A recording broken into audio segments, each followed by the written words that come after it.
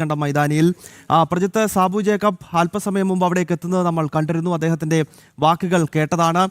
നേരത്തെ ഞങ്ങൾ ഇവിടെ ചർച്ച ചെയ്തതും ഈ 2020 NDAയിലേക്ക് എത്തുമ്പോൾ അത് മധ്യ കേരളത്തിൽ പ്രത്യേകിച്ച് ക്രൈസ്തവ വോട്ടുകൾ ലക്ഷ്യമിടുന്ന BJPക്കും NDAയ്ക്കും എത്രത്തോളം കരുത്ത് പകരുന്നതാണ്. ഒപ്പം സാബു ജേക്കബ് എന്തൊക്കെ കാര്യങ്ങളാണ് അവിടെ മാധ്യമങ്ങളെ കാണുന്ന സമയത്ത് പറഞ്ഞത് പ്രജിത്ത്?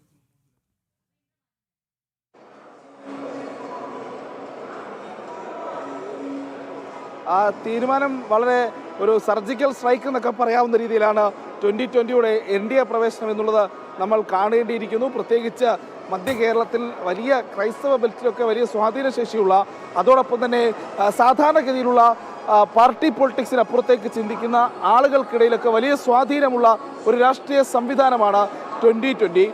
വികസനം പറഞ്ഞുകൊണ്ടാണ് 2020 ആദ്യം കല്ലമ്പലത്തും പിന്നീട് കുന്നത്താടും അങ്ങനെയുള്ള പ്രദേശങ്ങളിലൊക്കെ അവരുടെ വിജയത്തിൻ്റെ വെന്നിക്കൊടി പാറിച്ചത്. ഇത്തവണ 2025 തദ്ദേശ തെരഞ്ഞെടുപ്പിൽ ഇടത് വലത് മുന്നണികളും അതോടൊപ്പം തന്നെ പോപ്പുലർ ഫ്രണ്ട് SDPIയും വെൽഫെയർ പാർട്ടിയും ഒക്കെ ഒന്നു ചേർന്ന് മത്സരിച്ചിട്ടും അങ്ങനെ പലയിടങ്ങളിലും വിജയിച്ച് കയറാൻ സാധിച്ച 89 ഇടങ്ങളിൽ വിജയിച്ച് കയറാൻ സാധിച്ച ഒരു രാഷ്ട്രീയ സംവിധാനമാണ് 2020. അങ്ങനെ ആ 2020യുടെ NDAയിലേക്കുള്ള കടന്നുവരവിന് ആ മേഖലയിൽ പ്രത്യേകിച്ച് ഗൗതം ഉദ്ദേശിച്ച ക്രൈസ്തവ ബെൽറ്റിൽ തന്നെ കൃത്യമായിട്ടുള്ള പെനട്രേഷൻ നടത്താൻ കഴിയുമെന്നുള്ള ഒരു പൊളിറ്റിക്കൽ എഞ്ചിനീയറിംഗ് എന്നൊക്കെ നമുക്ക് വേണമെങ്കിൽ ഒരു സോഷ്യൽ എഞ്ചിനീയറിംഗ് എന്നൊക്കെ പറയാവുന്ന രീതിയിലുള്ള ഒരു നീക്കമാണ് BJPയുടെ ഭാഗത്തു നിന്നുണ്ടായിരിക്കുന്നത് എന്നുള്ളതിൽ തർക്കമില്ല. വലിയ രീതിയിലുള്ള മുന്നേറ്റം ആ മേഖലയിൽ നടത്താൻ, ക്രൈസ്തവ ബെൽറ്റിൽ നടത്താൻ, നിലവിൽ ചില സ്ഥലങ്ങളിലേക്ക് ഏകപക്ഷീയമായി ഒഴുകിക്കൊണ്ടിരിക്കുന്ന വോട്ടുകളെ തങ്ങൾക്കൊപ്പം നിർത്താൻ NDAയ്ക്ക് സാധിക്കുന്ന ഒരു മുന്നേറ്റമാണ് സാബു ജോർജിനെയും അതുപോലെ തന്നെ സാബു ജേക്കബിനെയും അതുപോലെ തന്നെ 2020യെ മുന്നണിയിലേക്ക് എത്തിക്കാൻ സാധിച്ചത് എന്നുള്ളതിൽ തർക്കമില്ല. ഇന്ന് 4 പഞ്ചായത്തുകൾ ഭരിക്കുന്ന, പല പഞ്ചായത്തുകളിലും മുഖ്യ പ്രതിപക്ഷമായിട്ടുള്ള, പല ബ്ലോക്കുകളിലും മുഖ്യ പ്രതിപക്ഷമായിട്ടുള്ള ഒരു പാർട്ടി, വിജയിച്ച് ശീലമുള്ളൊരു പാർട്ടി, അതും മധ്യ കേരളത്തിൻ്റെ പ്രത്യേകപരമായിട്ടുള്ള മനസ്സിനെ ചേർത്ത് നിർത്താൻ കഴിയുന്ന ഒരു രാഷ്ട്രീയ സംവിധാനം, അത് NDAയ്ക്കൊപ്പം വരുമ്പോൾ അത് നൽകുന്ന സന്ദേശം വളരെ വലുതാണ്. അത് കൊണ്ടുവരുന്ന വോട്ടിനപ്പുറത്തേക്ക് അത് കേരളത്തിലെ മുന്നണി രാഷ്ട്രീയത്തിൽ ഉണ്ടാക്കുന്ന മറ്റൊരു തരത്തിലുള്ള ഇമ്പാക്റ്റ് ഉണ്ട്. കാരണം ഒന്ന് നമ്മൾ സൂചിപ്പിച്ചതുപോലെ മധ്യ കേരളത്തിലെ ക്രൈസ്തവ ബെൽറ്റിൽ നിർണായകമായ സ്വാധീനമുള്ള രാഷ്ട്രീയ സംവിധാനമാണ് എന്നുള്ള കാര്യം നമുക്ക് 2020 എന്നുള്ളത് നമുക്കറിയാം. അതാ സുരേഷ് ഏട്ടനടക്കമുള്ളവർ ഇങ്ങോട്ടേക്ക് എത്തുകയാണ്.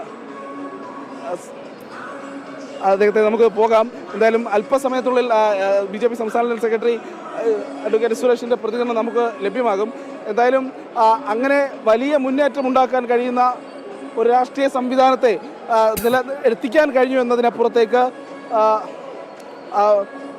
മുക്കമ്പാലമൂട് വിജയചേട്ടൻ തിരുവനന്തപുരം തിരുവനന്തപുരത്തെ ജില്ലകളിൽ ഒന്നിൻ്റെ സൗത്ത് ജില്ലാ പ്രസിഡന്റ് അധ്യക്ഷൻ മുക്കമ്പാലമൂട് വിജയചേട്ടനുണ്ട്. ചേട്ടാ, എങ്ങനെയാണ് ഈ സാഹചര്യത്തിൽ ഈ ഒരു പ്രത്യേകിച്ച് ഒരു തിരുവനന്തപുരം നഗരവാസി എന്ന നിലയിൽ പ്രധാനമന്ത്രി എത്തുന്നു, ഇത്തരത്തിലുള്ള ഒരു വികസന പ്രഖ്യാപനങ്ങൾ നടത്തും, എങ്ങനെയാണ് താങ്കൾ നോക്കിക്കാണുന്നത്?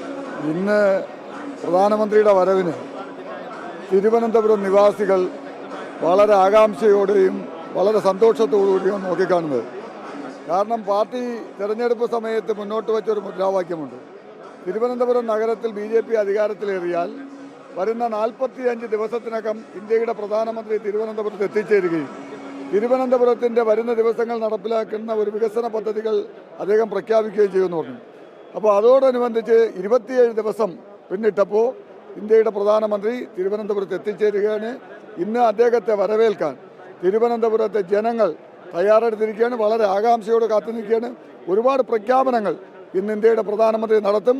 ഇവിടെ ഈ ഭാഗത്ത് തന്നെ ഇന്ന് തിരുവനന്തപുരത്ത് നിന്ന് ഈ രാജ്യത്തിൻ്റെ വിവിധ മേഖലകളിലേക്ക് പോകുന്ന 4 ട്രെയിനുകൾ അദ്ദേഹം ഇന്നിവിടെ പുതുതായി പ്രഖ്യാപിക്കുകയാണ്. ഒട്ടനവധി പദ്ധതികൾ തിരുവനന്തപുരവുമായി ബന്ധപ്പെട്ട് കേരളത്തിന് ഉതകുന്ന രീതിയിൽ ഒട്ടനവധി പദ്ധതികൾ ഇന്നിവിടെ അദ്ദേഹം പ്രഖ്യാപിക്കും. അത് ജനങ്ങൾ വളരെ സന്തോഷത്തോടുകൂടി തിരുവനന്തപുരം നിവാസികൾ നോക്കിക്കാണുന്നു.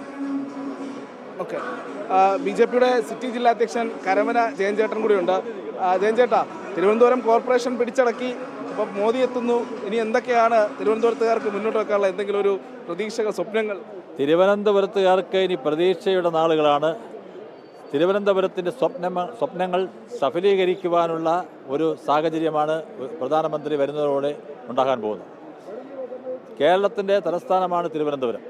രാജ്യത്തിൻ്റെ എല്ലാ തലസ്ഥാനങ്ങളും വികസനത്തിൻ്റെ പാതയിൽ മുന്നോട്ട് കുതിക്കുമ്പോൾ തിരുവനന്തപുരം വികസനത്തിൻ്റെ പാതയിൽ പിന്നോട്ട് കുതിച്ചുകൊണ്ടിരിക്കുന്ന കാഴ്ചയാണ് ഉണ്ടായിട്ടുണ്ട്.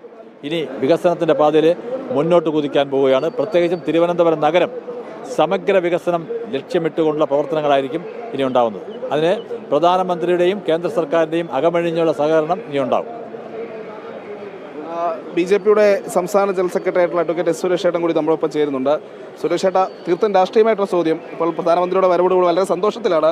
പക്ഷേ 2020 ഇങ്ങ് കൊണ്ടുവന്നതോടുകൂടി മധ്യ കേരളത്തിൻ്റെ മനസ്സിലാക്കി എന്നുള്ളതാണ് പറയുന്നത് BJP. എന്താണ് ആ ഒരു രാഷ്ട്രീയ നീക്കത്തിനെ പറ്റി പറയാനുള്ളത്? ഇനി കേരളത്തിൽ ഭാരതീയ ജനതാ പാർട്ടിയെ കുറിച്ചല്ലാതെ ഈ കേരളത്തിൻ്റെ വികസനം ആഗ്രഹിക്കുന്നവർ, ഈ കേരളം നന്നാകണമെന്ന് ആഗ്രഹിക്കുന്നവർക്ക് മറ്റൊരു ഓപ്ഷൻ ഇല്ല. അതാണ് ഇന്നലത്തെ 2020യുടെ കേരളത്തിലേക്കുള്ള BJPയോടൊപ്പമുള്ള വരവ്. അതൊരു സ്വാഭാവിക അലൈൻമെൻറ്റാണ്. കാരണം അവർ വികസനത്തിന് വേണ്ടി ശബ്ദിക്കുകയും വികസനം അവർ ഭരിക്കുന്ന പഞ്ചായത്തുകളിൽ യാഥാർത്ഥ്യമാക്കുകയും ചെയ്ത ഒരു രാഷ്ട്രീയ പാർട്ടിയാണ്.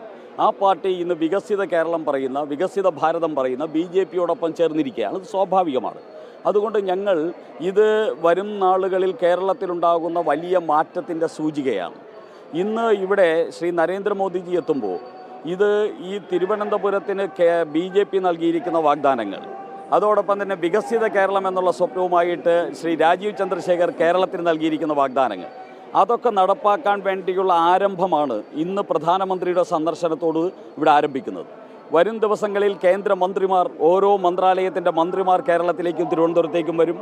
കേന്ദ്ര മന്ത്രാലയങ്ങളുടെ സെക്രട്ടറിമാരും ജോയിൻറ്റ് സെക്രട്ടറിമാരും വരും. ഞങ്ങൾ കൊടുത്തിരിക്കുന്ന ഓരോ പദ്ധതിയും എങ്ങനെ ഇവിടെ നടപ്പാക്കാമെന്നതിനെ സംബന്ധിച്ച് ഉദ്യോഗസ്ഥ തലത്തിലും മന്ത്രാലയം തലത്തിലുമുള്ള ചർച്ചകളും അത് നടപ്പാക്കാൻ വേണ്ടിയുള്ള സംവിധാനങ്ങളും വരും. അതുകൊണ്ട് ഇന്നു മുതൽ കേരളത്തിൻ്റെ വികസന സ്വപ്നങ്ങളുടെ ഒരു ജൈത്ര യാത്രയാണ് ഈ തിരുവനന്തപുരത്ത് നിന്ന് ആരംഭിക്കുന്നത്. തിരുവനന്തപുരം BJPക്ക് തന്ന കേരളത്തിനോട് BJPക്ക് അങ്ങേയറ്റത്തെ നന്ദിയുണ്ട്, കടപ്പാടുണ്ട്. ഞങ്ങൾ പ്രഖ്യാപിച്ച ഓരോ പദ്ധതിയും സമയബന്ധിതമായി അക്ഷരാർത്ഥത്തിൽ ഈ കേരളത്തിലും തിരുവനന്തപുരത്ത് നടപ്പാക്കും. അതിനുവേണ്ടിയുള്ള ഒരു കരുത്താണ് ഇന്ന് പ്രധാനമന്ത്രിയുടെ സന്ദർശനത്തോടുകൂടി ഈ നാടിന് ലഭിച്ചിരിക്കുന്നത്. ഒറ്റ ചോദ്യം കൂടി, രാഷ്ട്രീയമാണ്. ഒറ്റ ചോദ്യം കൂടി, അതായത് 2020 വന്നു, ഇനി അടുത്തൊരു സർജിക്കൽ സ്ട്രൈക്ക് ഞങ്ങൾ പ്രതീക്ഷിക്കണം ഉടനെ. തീർച്ചയായിട്ടും ഇവിടുത്തെ മുന്നണി സംവിധാനങ്ങൾ മുഴുവൻ തകർന്നടിയുന്ന ദിനങ്ങളാണ്. 70 വർഷമായിട്ട് കേരളത്തെ നശിപ്പിച്ച മുന്നണി സംവിധാനങ്ങൾ തകർന്നടിയുന്നതിൻ്റെ സമാരംഭമാണ് ഇപ്പോൾ കുറിച്ചുകൊണ്ടിരിക്കുന്നത്. വരുന്ന നാളുകളിൽ നമുക്ക് ഇത്തരത്തിലുള്ള സർപ്രൈസുകൾ വീണ്ടും കാണാം. അങ്ങനെ വിസ്മയം ഉണ്ടാകുമെന്ന് പറഞ്ഞത് പ്രതിപക്ഷ നേതാവാണ്. പക്ഷേ വിസ്മയമുണ്ടാക്കിയത് കേരള രാഷ്ട്രീയത്തിൽ BJP ആണ് എന്നുള്ളത് പറയാതിരിക്കാൻ വയ്യ. BJP സംസ്ഥാന അധ്യക്ഷൻ രാജീവ് ചന്ദ്രശേഖർ, BJP സംസ്ഥാന ജനറൽ സെക്രട്ടറി അഡ്വക്കേറ്റ് സുരേഷ് അടക്കമുള്ളവർ നേതൃത്വം നൽകിയ നിർണായകമായ രാഷ്ട്രീയ നീക്കത്തെക്കുറിച്ചുള്ള ചർച്ചകളിലാണ്, അല്ലെങ്കിൽ തലപുകയ്ക്കലുകളിലാണ് കേരളത്തിലെ ഈ രാഷ്ട്രീയ നിരീക്ഷക സമൂഹം എന്നുള്ളത് നമുക്ക് കൃത്യമായി അറിയാവുന്നത്. എന്തായാലും വലിയ മുന്നേറ്റം BJPയുടെ ഭാഗത്ത് നിന്ന് ഉണ്ടായിരിക്കുന്നു എന്നുള്ളതാണ്. എന്തായാലും 2020ക്ക് പിന്നാലെ മറ്റ് പലരും ഇവിടേക്ക് എത്തിച്ചേരാനുള്ള സാധ്യതകൾ തുറന്നിടുക തന്നെയാണ്, അല്ലെങ്കിൽ അങ്ങനെയുള്ള സാധ്യതകൾ തള്ളിക്കളയാതെ തന്നെയാണ് BJPയുടെ സംസ്ഥാന general secretary advocate S Suresh ഇക്കാര്യത്തിൽ ഇങ്ങനൊരു അഭിപ്രായം രേഖപ്പെടുത്തിയത് എന്നുള്ളതാണ്. എന്തായാലും 2020 വരുന്നു. 2020ക്ക് പിന്നാലെ പല മാറ്റങ്ങളും പല കടന്നുവരവുകളും ഉണ്ടാകാനുള്ള സാധ്യതയുണ്ട്. വലിയ സർപ്രൈസുകൾ ഇനിയും ഉണ്ട് എന്നുള്ളത് തന്നെയാണ് അദ്ദേഹം പറയുന്നത്. അപ്പോൾ ആ സർപ്രൈസുകളിലേക്ക് കേരളം വലിയ രീതിയിൽ മാറി ചിന്തിച്ചിരിക്കുന്നു എന്നുള്ളതിനുള്ള വലിയൊരു ഉദാഹരണമാണ് നൽകുന്നത്. മുരളിയേട്ടൻ ഇവിടെയുണ്ട്. മുരളിയേട്ടൻ അദ്ദേഹം അല്പം തിരക്കിലാണ്. എന്തായാലും അല്പസമയത്തിനുള്ളിൽ അദ്ദേഹത്തിൻ്റെ പ്രതികരണം നമുക്ക് ലഭ്യമാക്കുമെന്ന് കരുതുന്നു. ഏറ്റവും പ്രധാനപ്പെട്ട കാര്യം BJP സംസ്ഥാന സെക്രട്ടറി അഡ്വക്കേറ്റ് എസ് സുരേഷ് പ്രധാനമന്ത്രി എത്തുന്ന ഈ വേദിയിൽ വെച്ച് സൂചിപ്പിച്ചതാണ്. മുരളിയേട്ട, കഴിഞ്ഞ ദിവസത്തെ ഒരു താല്പര്യമുണ്ടോ? ഇല്ല, മുരളിയേട്ടൻ സംസാരിക്കുന്നില്ല എന്ന് പറഞ്ഞു. എന്തായാലും അദ്ദേഹം ഇപ്പോൾ പ്രതികരിക്കാൻ തയ്യാറാകുന്നില്ല. എന്തായാലും വലിയ മുന്നേറ്റം കാഴ്ചവെച്ച ഒരു രാഷ്ട്രീയ നീക്കത്തിനൊടുവിൽ ഇന്ന് പ്രധാനമന്ത്രി എത്തുമ്പോഴും അദ്ദേഹം എസ് സുരേഷ് ആവർത്തിച്ച് പറയുന്നത് BJP എന്തായാലും ഇനിയും ഈ രീതിയിലുള്ള വ്യത്യാസങ്ങൾ ഉണ്ടാക്കുമെന്നുള്ളതാണ്. അതാ ഡെപ്യൂട്ടി മേയർ ആശാനാഥ് ഇവിടെയുണ്ട്. അങ്ങനെ പ്രധാനമന്ത്രി എത്തുകയാണ്. നമ്മൾ പ്രതീക്ഷിച്ചതും പറഞ്ഞതുമെല്ലാം ഇതുവരെ യാഥാർത്ഥ്യമായി. ഇനി അദ്ദേഹത്തിൻ്റെ പ്രഖ്യാപനങ്ങളാണ്. ഈ നിമിഷം തിരുവനന്തപുരത്തെ ഒരു ഡെപ്യൂട്ടി മേയർ എന്ന നിലയിൽ, ഒരു യുവാക്കളുടെ പ്രതിനിധി എന്ന നിലയിൽ എന്താണ് പറയുന്നത്? തീർച്ചയായിട്ടും നമ്മളെല്ലാ പേരും ആഗ്രഹിച്ച ഒരു വരവാണ് പ്രധാനമന്ത്രിയുടേത്. നമ്മുടെ തെരഞ്ഞെടുപ്പുമായി ബന്ധപ്പെട്ട് നമ്മൾ പറഞ്ഞിരുന്നു, ഓരോ ജനങ്ങളോട് ഞങ്ങൾ കൊടുത്ത വാക്കാണ്, ഞങ്ങൾ വിജയിച്ചു വന്ന് തിരുവനന്തപുരം നഗരസഭാ ഭരണം നമ്മൾക്ക് മുന്നിൽ വന്നാൽ തീർച്ചയായിട്ടും 45 ദിവസത്തിനുള്ളിൽ തന്നെ നമ്മുടെ ആരാധനായിട്ടുള്ള പ്രധാനമന്ത്രി നിങ്ങളുടെ അഭിസംബോധന ചെയ്ത് തിരുവനന്തപുരം നഗരത്തിൻ്റെ വികസനം നിങ്ങൾക്ക് മുന്നിൽ അവതരിപ്പിക്കുമെന്നുള്ളത് അതിനുള്ള മുഹൂർത്തമാണ്. അതിനായി ഓരോ ജനങ്ങളും കാതോർത്തിരിക്കുകയാണ്. ഞാൻ അടക്കമുള്ള ഓരോരുത്തരും കാതോർത്തിരിക്കുകയാണ്. ഇല്ല, ഒരിക്കലും ഇല്ല. ഉറപ്പായിട്ട് തിരുവനന്തപുരം നഗരം ആഗ്രഹിക്കുന്ന നഗര ജനത ആഗ്രഹിക്കുന്ന തരത്തിലുള്ള പ്രഖ്യാപനങ്ങളായിരിക്കും ഇവിടെ ഉണ്ടാവാൻ പോകുന്നത്. അങ്ങനെ തന്നെയാണ് ഗൗതം. അതായത് തിരുവനന്തപുരം നഗരം ആഗ്രഹിക്കുന്ന ഒരുപാട് വികസന സ്വപ്നങ്ങളുണ്ട്. അതിലേക്കൊക്കെ കടന്നാൽ ഒരുപക്ഷെ കേരളത്തിലെ മറ്റൊരു നഗരത്തിനും പറയാൻ കഴിയാത്തത്ര രീതിയിൽ, അല്ലെങ്കിൽ ആഗ്രഹിക്കാൻ കഴിയാത്തത്ര രീതിയിൽ വികസന സ്വപ്നങ്ങളും വികസന സാധ്യതകളുമുള്ളൊരു മണ്ണാണ് തലസ്ഥാനം എന്നുള്ളതാണ്. അതിൽ പല തരത്തിലുള്ള പ്രതീക്ഷകളുണ്ട്, പല തരത്തിലുള്ള ആഗ്രഹങ്ങളുണ്ട്. നമ്മൾ പല തരത്തിലുള്ള ആഗ്രഹങ്ങളും പ്രതീക്ഷകളും ഒക്കെ അദ്ദേഹം മുന്നോട്ട് വയ്ക്കുന്നുണ്ട്. എന്തായാലും ഇന്നത്തെ ദിവസം പ്രധാനമന്ത്രി എന്തൊക്കെയാണ് പറയാൻ പോകുന്നത്, പ്രധാനമന്ത്രി എന്തൊക്കെയാണ് പ്രസംഗിക്കാൻ പോകുന്നത് എല്ലാം വളരെ നിർണായകമാകും. രാഷ്ട്രീയമായിട്ടും നിർണായകമാണ്. അതോടൊപ്പം തന്നെ തിരുവനന്തപുരത്തിൻ്റെയും കേരളത്തിൻ്റെയും വികസനപരമായിട്ടും അത് നിർണായകമായി മാറും എന്നുള്ളതാണ് ഒരു തരത്തിൽ. പുത്തരിക്കണ്ടത്തേക്ക് ഞങ്ങൾ മടങ്ങിയെത്താം. പ്രജിത്തും വീണയും വിനീഷും രാജീവും ഒക്കെ പുത്തരിക്കണ്ടം മൈതാനിയിലാണ് ഉള്ളത്. അരുൺ കൊടുകൂരും അവിടെയുണ്ട്. നമുക്ക് കൃഷ്ണരാജ് നേരെ ഒന്ന് മനോജിലേക്കൊന്ന് പോകണം. മനോജിലേക്ക് പോകുമ്പോൾ ഒരു നിമിഷം, ഈ തെരഞ്ഞെടുപ്പിന് മുമ്പ്, തദ്ദേശ തെരഞ്ഞെടുപ്പിന് മുൻപ് BJP NDA ഒരു വികസന രേഖ മുന്നോട്ട് വെച്ചിരുന്നു. രാജീവ് ചന്ദ്രശേഖർ അടക്കം പ്രമുഖ നേതാക്കളൊക്കെ വേദിയിൽ അണിനിരുന്ന് ഞങ്ങൾ ചെയ്യാൻ ഉദ്ദേശിക്കുന്നത് ഇതാണ് എന്ന് ജനങ്ങളോട് പറഞ്ഞിരുന്നു. അതിൽ സാരമായ കാര്യങ്ങൾ ഉണ്ടെന്ന ബോധ്യത്താലാണല്ലോ പൊതുജനം വോട്ടിട്ടത്. എന്താണോ BJP മുന്നോട്ട് വെച്ച ആശയം, മുന്നോട്ട് വെച്ച ആദർശം, അതിനുമൊപ്പം BJPയുടെ കാഴ്ചപ്പാടുകൾ, ദീർഘവീക്ഷണം, അതൊക്കെയും പൊതുജനം അക്സെപ്റ്റ് ചെയ്യുന്നു എന്നതിൻ്റെ ഏറ്റവും ഒടുവിലത്തെ ഉദാഹരണമാണ് തിരുവനന്തപുരത്തെ വലിയ മുന്നേറ്റം. സ്വാഭാവികമായും അതിനുശേഷം പ്രഖ്യാപിക്കുന്നു, അധികാരത്തിൽ വരുന്നു, 50 അർദ്ധ സെഞ്ചുറി പൂർത്തിയാക്കുകയാണ്, 50 ജയിക്കുന്നു. അതിനുശേഷം വീണ്ടും പറയുന്നു, മേയർ പറയുന്നു, സംസ്ഥാന അധ്യക്ഷൻ പറയുന്നു, ഞങ്ങൾ 45 ദിവസത്തിനകം ഇവിടെ പ്രധാനമന്ത്രി എത്തും. 27 ദിവസമായിട്ടുള്ളൂ. അതായത് കൃത്യമായി പറഞ്ഞാൽ പകുതി ദിവസമാകുമ്പോഴേക്കും പ്രധാനമന്ത്രി ആരാ വരുന്നത്?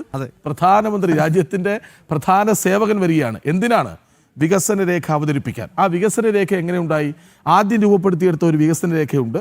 ഒപ്പം ജയിച്ചു വന്നവർ ഏത് പാർട്ടി ആയിക്കോട്ടെ, കോൺഗ്രസ് ജയിച്ചവരുണ്ട്, CPM ജയിച്ചവരുണ്ട്, CPIയിലുണ്ട്, അവരെയൊക്കെ ചേർത്ത് അവരുടെ നാട്ടിൽ എന്താണ് വേണ്ടത്, അതിന്റെ രൂപം ഞങ്ങളെ അറിയിക്കും. സാധാരണക്കാരുമായിട്ട് ചർച്ച ചെയ്തു. ഓരോ സാധാരണക്കാരെ നേരിൽ കണ്ട് അവരുടെ വിഷമതകൾ മനസ്സിലാക്കി. ഒരു പക്ഷേ ഈ ആശാനാഥ് പുതിയ വാർഡാണിത്, കരിമം വാർഡ്. ആ വാർഡിൽ ഒരു തരത്തിലുള്ള വികസനം ഇല്ലാത്ത കാര്യങ്ങളെല്ലാം കൂടി ചേർത്തൊരു വാർഡാക്കി മാറ്റിയെന്നാണ് ആശാനാഥ് പറഞ്ഞത്. അപ്പോൾ നിരവധി കാര്യങ്ങൾ പറയാനുണ്ട്. അതെല്ലാം കൂട്ടിച്ചേർത്ത് കൃത്യമായി അനലൈസ് ചെയ്ത് വിലയിരുത്തി പഠിച്ച് ഒരു വികസന രേഖ ഉണ്ടാക്കുന്നു. ആ വികസന രേഖ പ്രധാനമന്ത്രി അവതരിപ്പിക്കുന്നു. പ്രധാനമന്ത്രി അവതരിപ്പിക്കുന്ന ഒരു വികസന രേഖ അതത്ര മോശമാകുമോ? ഇല്ല. അപ്പോൾ എല്ലാ സത്തയും ഉൾക്കൊണ്ട് ജനങ്ങളെ ചേർത്ത് പിടിക്കും എന്ന ഉറപ്പാണ് പ്രധാനമന്ത്രി നൽകാൻ പോകുന്നത്. മാത്രമല്ല പല BJP സംസ്ഥാനങ്ങളുടെയും മാതൃക ഇങ്ങോട്ട് കൊണ്ടുവരാണ്. ഉദാഹരണത്തിന് ഇൻഡോറാണ് BJP മാതൃകയായിട്ട് പറയുന്നത്. വർഷങ്ങളായി BJP ഭരിക്കുന്ന സംസ്ഥാനമാണ് മധ്യപ്രദേശ്.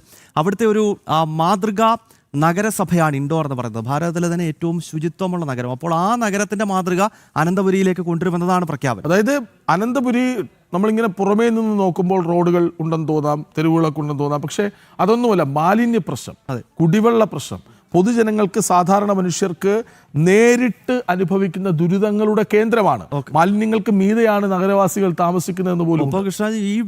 ഈ നഗരസഭയ്ക്കകത്ത് വീടില്ലാത്തവരുണ്ട്. യെസ്, അതാണ് അതിദരിദ്രമുക്ത സംസ്ഥാനം എന്നൊക്കെ പറഞ്ഞ്, ദാരിദ്ര്യമുക്ത സംസ്ഥാനം എന്നൊക്കെ പറഞ്ഞ് വലിയ വീമ്പിളക്കുന്നുണ്ടെങ്കിലും വിടുവായത്ത് പറയുന്നുണ്ടെങ്കിലും ഈ തിരുവനന്തപുരം നഗരത്തിൽ എനിക്കറിയാം, ഈ വഞ്ചിയൂരിൽ കോടതിക്ക് മുന്നിൽ ഒരു പാവ മനുഷ്യൻ ആധാർ കാർഡ് പോലും ഇല്ലാതെ കളഞ്ഞു പോയതാ. പിന്നീട് കിട്ടാൻ മാർഗമില്ലാത്ത അവസ്ഥയിലേക്ക് അയാൾ എത്തിപ്പോയി.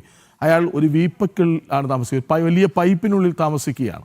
ടാർപ്പ കെട്ടി ജീവിക്കുന്നവരും അങ്ങനെയൊക്കെ ജീവിക്കുന്നവരുണ്ട്. എന്തായാലും അത്തരം വലിയ വികസന പ്രഖ്യാപനങ്ങൾ ഒതുങ്ങുന്നതല്ല, മറിച്ച് വികസന പദ്ധതികൾ യാഥാർത്ഥ്യമാക്കി അത് ജനങ്ങളിലേക്ക് എത്തിക്കുക എന്ന ലക്ഷ്യത്തോടു കൂടിയാണ് ഇതിപ്പോൾ പ്രധാനമന്ത്രി. പിന്നെ അതൊരു നയമാകുന്നു, പിന്നീട് അതൊരു രേഖയാകുന്നു. ആ രേഖ ഇന്ന് പ്രധാനമന്ത്രി പൊതുജന സമക്ഷം, അനന്തപുരിയുടെ നഗരസമക്ഷം അവതരിപ്പിക്കുകയാണ്.